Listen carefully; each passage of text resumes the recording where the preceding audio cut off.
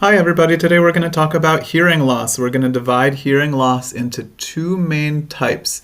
We're going to divide it into conductive hearing loss and sensorineural hearing loss. Conductive hearing loss means any damage to the outer or middle ears, and sensorineural hearing loss means any damage to the cochlea or to the connection between the cochlea and the rest of the nervous system. Anything that gives you hearing loss from the cochlea onward is going to be sensorineural hearing loss. We're going to look at the anatomy first so that we can divide this up structurally, and then we'll talk about causes of hearing loss in each of those categories. So first I'm going to take you to BioDigital, which is a resource that we have access to through the BU Alumni Library and can give us awesome 3D representations of different parts of anatomy. Here you can see a cross-section of the ear, and we can see the sound waves entering the ear canal through the external auditory canal. And any obstruction in the external auditory canal will be our first place where conductive hearing loss can happen, whether that's cerumen impaction, too much earwax, or whether that's something worse, something physically that's gotten into your external auditory canal, trauma to the bone that causes a physical obstruction of these sound waves, or fluid in this area. That takes us to the next part of the pathway of sound into our ear, the tympanic membrane. This is the border between the external auditory canal and the middle ear, and in fact any damage to the tympanic membrane is considered a middle ear conductive hearing loss. And so here we're in our middle ear where any damage to the tympanic membrane, often with trauma, don't put Q-tips in your ear, can cause hearing loss, a conductive hearing loss. And then of course any damage to the ossicles, the malleus, incus, and stapes, can cause a conductive hearing loss.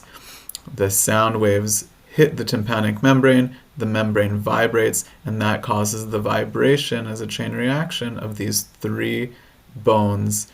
There's a very small muscle, in fact one of the smallest, if not the smallest skeletal muscle in our body, called the stapedius, which articulates right here and attaches to the neck of the stapes, and its job is to also move these ossicles away from the tympanic membrane. So if there are really loud sounds so that the tympanic membrane is really vibrating way too much, the stapedius can move these ossicles away from the tympanic membrane and prevent any inner ear damage. When you go to a concert and you leave and it sounds like you can't hear anything, that's because your stapedius has really been working hard to move these ossicles away from your tympanic membrane. And now all of those sounds that you're used to hearing are not as loud as they should be. So any damage along this conductive pathway it would be considered a conductive hearing loss. And we'll talk about exactly what diseases can do that. Now we're going to move on to the inner ear. The cochlea is the beginning of our inner ear, is the main organ of our inner ear, our sensory hearing organ, and damage to the cochlea itself it would be the beginning of what we would call sensorineural hearing loss. So now we're leaving the world of conductive hearing loss, and once we hit the oval window and enter the cochlea, any damage thereon will be considered sensorineural hearing loss.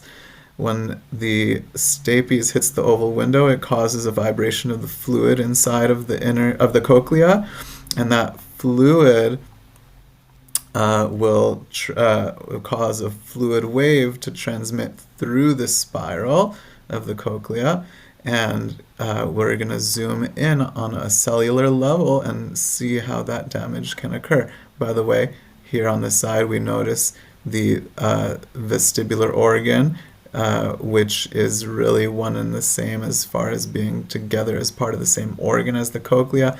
But of course, each side of this organ serve different purposes. One is to know where our head is in space rotationally and with acceleration. And the cochlea is, of course, in charge of transmitting hearing. So we're going to really focus on the hearing function of this organ. We're going to zoom in onto the wall of the cochlea, and the cochlear fluid is going to cause the movement of these stereocilia. And when these stereocilia stretch apart from each other, they physically uncork a small protein, a membrane protein, that opens up and allows the flow of ions through. And that flow of ions through will allow these cells to reach a voltage threshold and begin the conduction of an action potential down through this neuron. So this is where we convert physical kinetic energy through sound waves and through fluid waves into an electrical signal. And this is how we convert sound into a neurological signal. If there's any damage to these stereocilia, any damage to those membrane proteins, or any damage to the connection between these hair cells and the vestibulocochlear nerve, you can get a sensorineural hearing loss. And then, of course, any damage to the vestibulocochlear nerve, whether trauma or whether by inflammation or infection, or even whether by neoplasm, you can have a tumor of the nerve itself, an acoustic neuroma, or you can have a tumor of the Schwann cells surrounding the vestibulocochlear nerve, a vestibular schwannoma. And so those are different ways that you can have sensorineural hearing loss. Now we're going to zoom out and look at the whole auditory pathway. Notice how the impulse comes out of the cochlear organ through the vestibular cochlear nerve. It's going to synapse at the cranial nerve 8 nucleus, which is at the junction between the pons and the medulla. And then it's going to give off bilateral innervation. This is, let's say this person's left ear is going to give innervation both to the ipsilateral left primary auditory cortex and a branch crossing over decussating to the right primary auditory cortex. Similarly, the right cochlear nerve is going to synapse in the right pons, at the very bottom of the pons, the cerebellopontine angle, and it is going to give a branch up to its own primary auditory cortex on the right ipsilaterally, as well as decussating over and giving contributions to the contralateral primary auditory cortex on the left. And so, if you have damage to the brain on one side, let's say you damage the primary auditory cortex with a stroke, the innervation from both of these cochlea will be damaged, but they will to that side, but they will also both have sent the same signal over to the right primary auditory cortex. So if you have a stroke to your auditory cortex, you will not have hearing loss because both sides have a backup system on the opposite primary auditory cortex. So sensorineural hearing loss can happen up to that point where they start to give that bilateral contribution, essentially from the cerebellopontine angle down, from the brainstem down, and more peripherally is where sensorineural hearing loss can happen.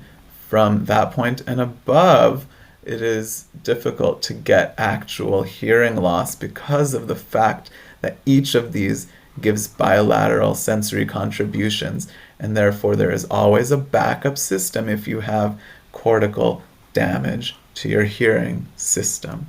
to your auditory system.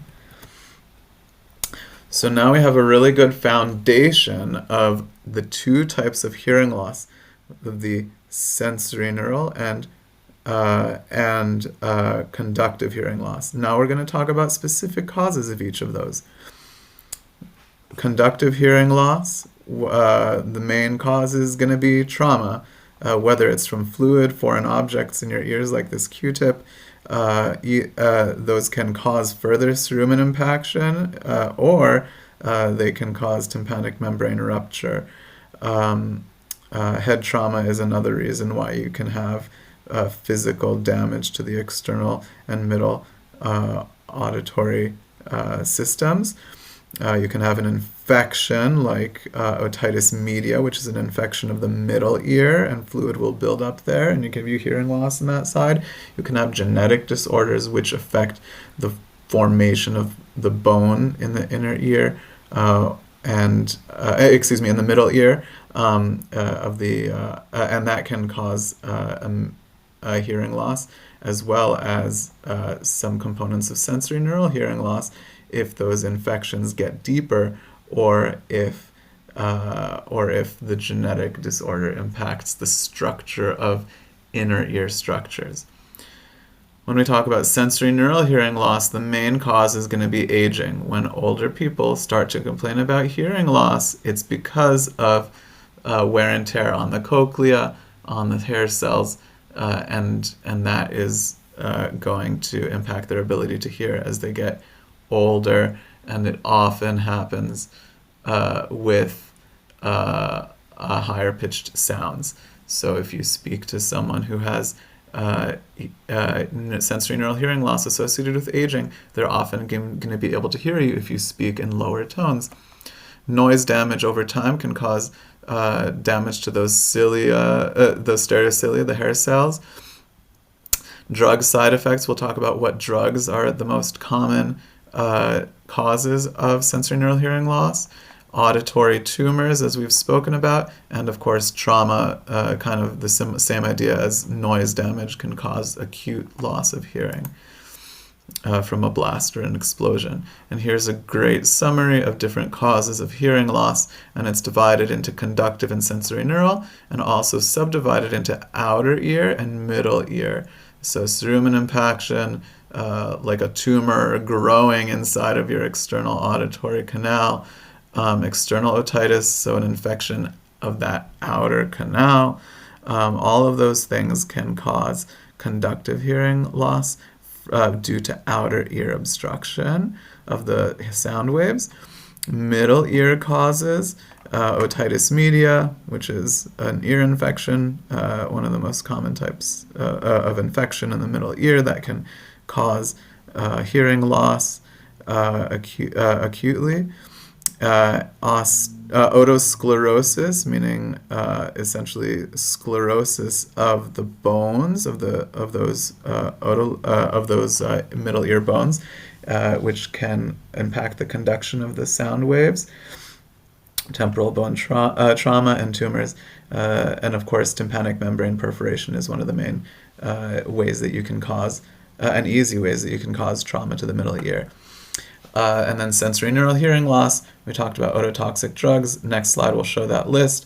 You can have infection and meningitis that damages the nerve as it passes through the meninges, meningioma and a tumor of the meninges growing and pushing. Autoimmune diseases, we talk about vestibular neuritis can give you inflammation of the cranial nerve 8, which can cause hearing loss. And other causes as you see listed.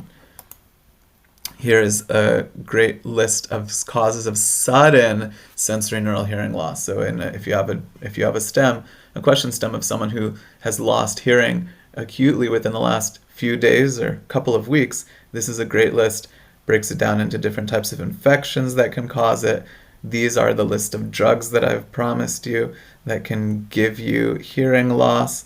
So, and then neoplasms, we talked about neuromas versus slower growing schwannomas that can cause hearing loss.